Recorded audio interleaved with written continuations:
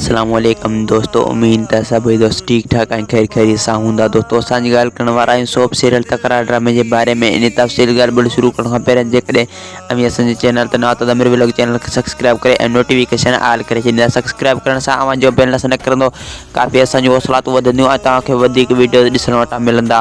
तो मूमल पंहिंजी भेण खे ईअं चवंदो त सिजाल ख़ान असां सां धोखो करे चुको आहे ऐं हू असांखे क़ैद में रखे वियो आहे ऐं हू मतिलबु सां पंहिंजो कमु कढी चुको आहे। मूमल पंहिंजी भेण खे ईअं चवंदो, मां हाणे अहिड़ो कमु कंदुसि जो नवाब खान ऐं सिजाल ख़ान पाण में काबू थी वेंदा ऐं ॿिए पासे मीर सिजाल ख़ान जी औताक ते वेंदो। सिजाल ख़ान खे ईअं चवंदो त हाणे नवाब खान खे कीअं ॾावण ॾियूं ऐं उनखे कीअं फसायूं ऐं मीर सिजाल ख़ान खां ॿियो इहो पुछंदो त तूं बावल ख़ान खे किथे पहुचायो ऐं उनखां फैसले में राज़ी कई या न। सिजाल ख़ान मीर खे चवंदो त मूं जे मथां घणो ई ज़ोर रखियो आहे पर वक़्तु उनखे छॾे ई नथो। ऐं ॿिए पासे दरिया ख़ान मूसा खे चवंदो त हाणे नवाब ख़ान सां ठाव कयूं। उनखे ईअं चवंदो अगरि मूं नवाब ख़ान सां ठाव कयो त हू मूंखे ज़हर जा वटा पीआरे छॾींदो। वधीक वीडियो ॾिसण चैनल खे सब्सक्राइब ऐं वीडियो खे लाइ मिले कंदा।